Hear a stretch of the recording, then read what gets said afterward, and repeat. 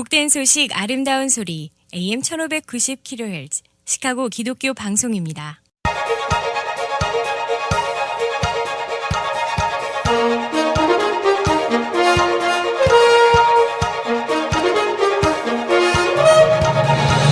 김정일 해설위원의 시사 해설.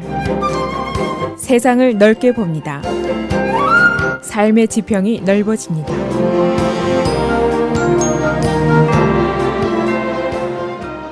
시사 해설입니다. 공화당이 지금 큰 혼란에 빠져 있습니다.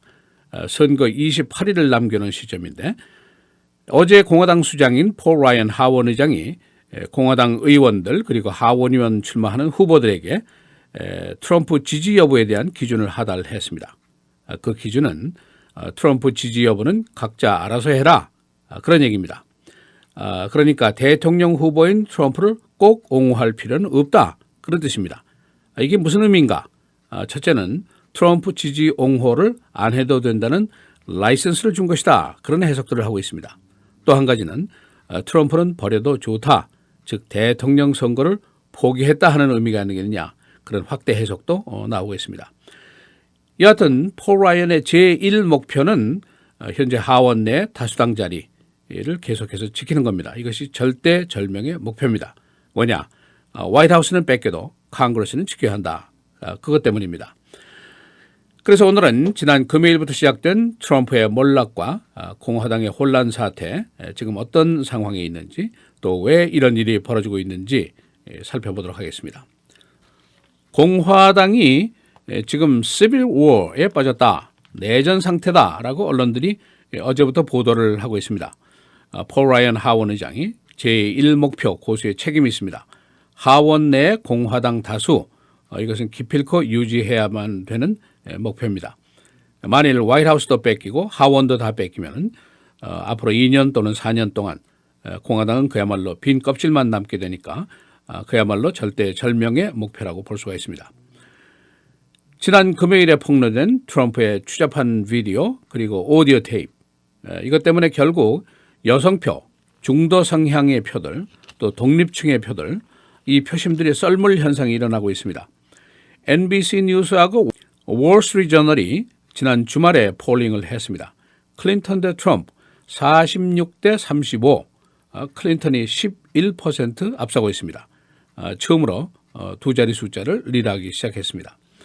이 조사는 추잡한 테이프 공개되는 시점과 제2차 대선 토론회 그 중간에 조사를 한 겁니다. 그러니까 2차 대선 후의 여론은 아직도 확실하게 나온 것이 없습니다. 폴 라이언의 메시지는 이런 겁니다. 그가 공화당 의원들과 컨퍼런스 콜을 통해서 하달한 메시지는 첫째, 지역구 현실에 맞게 또는 후보의 현실에 맞게 알아서 해라 그런 얘기입니다. 또 하나는 대선 후보라고 트럼프를 반드시 지지할 필요는 없다. 다시 말해서 그를 거부하거나 또는 포기해도 좋다. 그런 라이선스를 줬다는 것이죠. 그러면서 한 말이 나도 공개적으로 앞으로는 그에 대한 옹호 발언을 하지 않을 것이다. 또 그와 함께 유세도 다니지 않겠다. 이렇게 확고한 의사를 밝혔습니다. 트럼프가 이 소식을 듣고 발끈해서 트윗에 그대는 국정이나 잘 살펴라. 공화당 대선 후보와 싸움 걸지 말아라. 그렇게 트윗을 했습니다. 이 폴 라이언의 메시지에 대한 반격도 있습니다. 공화당 내 보수계 의원들 또 트럼프 지지 의원들은 폴 라이언이 당내 결속을 해치고 있다 하는 비난을 하고 있습니다. 그래서 언론들이 공화당이 지금 시빌 워, 내전에 빠졌다 이런 보도들을 하고 있는 겁니다. 이 폴 라이언의 고민이 있습니다. 전국 여러 개 지역구에서 이 트럼프의 비인격적인 행동 또는 그의 치졸한 선거전 이것 때문에 공화당 하원 후보들이 곤란지경에 빠져 있는 것 때문이죠. 특히 지난 주말 이후에 여러 지역구에서 트럼프의 저속한 대화 내용과 해당 지역 공화당 후보와 연결을 짓는 그런 방송 광고가 줄지어서 지금 방송이 되고 있습니다.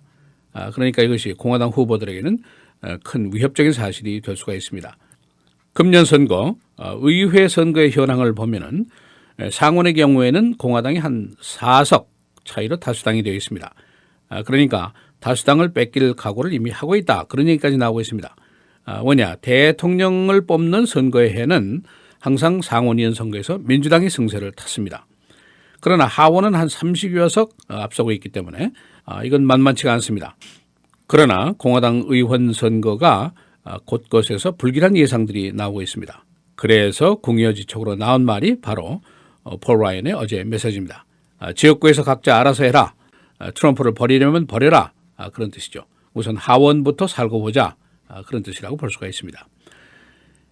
이미 폴 라이언의 말이 나오기 전에 30여 명의 공화당 의원들 또 전 관리들이 트럼프 지지를 철회한다.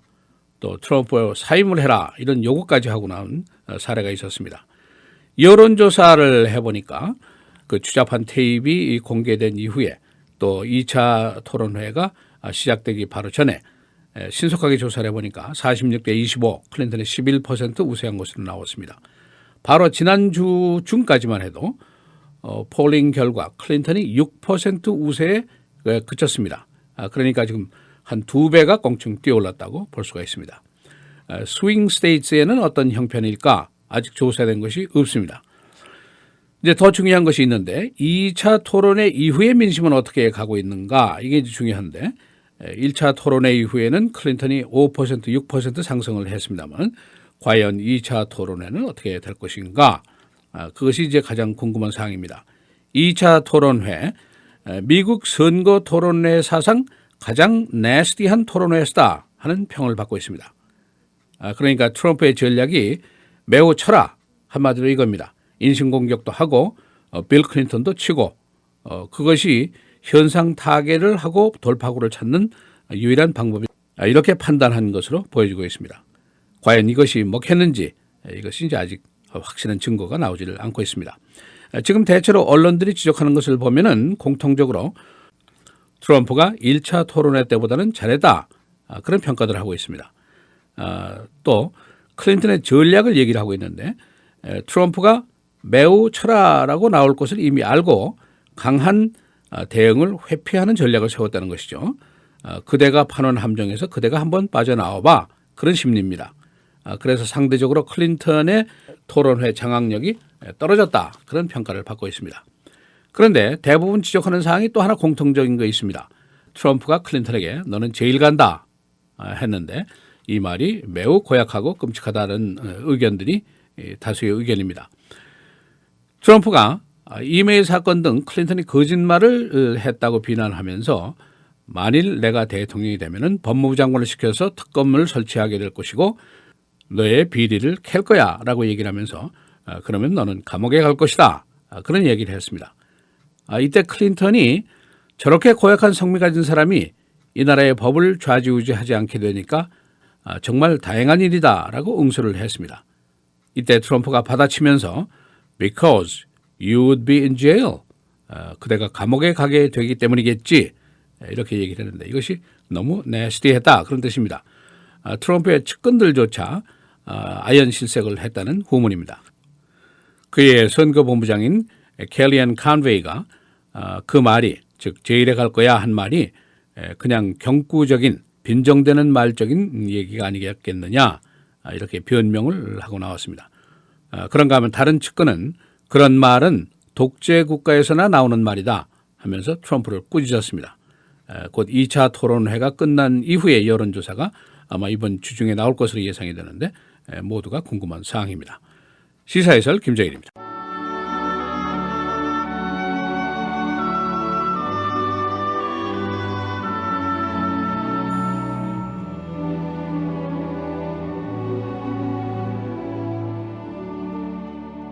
이와 같이 성령도 우리의 연약함을 도우시나니 우리는 마땅히 기도할 바를 알지 못하나 오직 성령이 말할 수 없는 탄식으로 우리를 위하여 친히 간구하시느니라.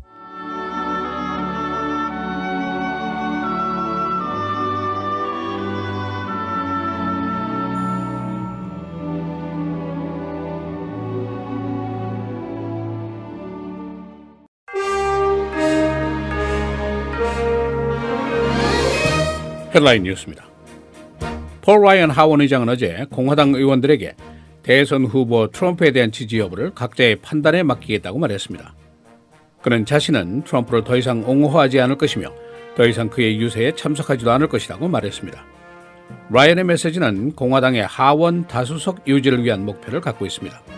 그러나 일부 보수계 의원들은 라이언의 발언에 반발했습니다.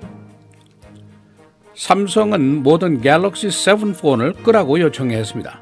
전화기의 화재 또는 폭발 우려 때문입니다. 삼성은 갤럭시 7 제작을 전면 중단했으며 모든 경고는 원본 전화기 또는 교환본 전화기 모두에게 해당된다고 밝혔습니다. 위키릭스가 클린턴의 선거 관련 이메일 2만 건을 해킹해서 공개했습니다. 나흘 사이에 두 번째 해킹입니다. 이 이메일은 선거본부와 존 파데스타 선거본부장과의 교신 내용입니다. 클린턴 측은 이와 같은 해킹 배후에 러시아가 있으며 러시아가 미국 선거에 영향력을 행사하려는 불순한 의도를 갖고 있는 것으로 보고 있습니다. 뉴욕타임스의 메트로판 부편집장인 중국계 마이클 루가 자신이 맨하탄에서 겪은 인종차별 사건을 트윗에 게재했습니다. 한 40대 여성이 그에게 너희 나라 중국으로 돌아가라고 소리 지르는 해프닝이었습니다. 루 편집장은 에이시안 아메리칸에 대한 인종차별 사례가 이 사회에서 심각하게 받아들여지지 않고 있다고 분석했습니다. 이 트윗에 대해서 빌 데 블라지오 뉴욕시장이 반응했습니다. 인종차별주의는 뉴욕에게 소속되지 않는다고 말했습니다. 나이키가 새 신발을 11월에 시판하게 됩니다. 새 신발은 버튼으로 신고 벗고를 할 수 있는 새로운 개념의 신발입니다. 시판 가격은 아직 알려지지 않았습니다. 내셔널 리그 디비전 시리즈 게임 3 어제 컵스가 자이언츠에게 패했습니다. 시리즈 전적 3전 2승 1패입니다. 4차전은 오늘 샌프란시스코에서 벌어지게 됩니다. 시카고 교사 노조와 교육청이 어제 임시 고용계약에 합의했습니다. 따라서 오늘 계획됐던 교사 파업은 피하게 됐습니다. 교사 노조는 지난 22개월 동안 고용계약 없이 지내왔습니다. 새 계약은 교사들의 봉급 인상과 의료보험 지원 확대 등을 규정하고 있습니다. 가짜 전기회사원의 사기 사건이 계속되고 있습니다. 전기회사를 사칭하는 사기범이 전기료 납부를 독촉하면서 전기 절단을 위협하는 사례입니다. 컴에드사는 금년에 1,500건의 사기 사건 신고를 받았습니다. 날씨입니다. 오늘 맑고 흐리고 최고 74도입니다. 내일 맑고 흐리고 한때비 72도. 목요일 금요일 계속 맑습니다. 목요일의 최고는 57도, 금요일 63도입니다. 토요일 맑고 흐리고 최고 75도입니다.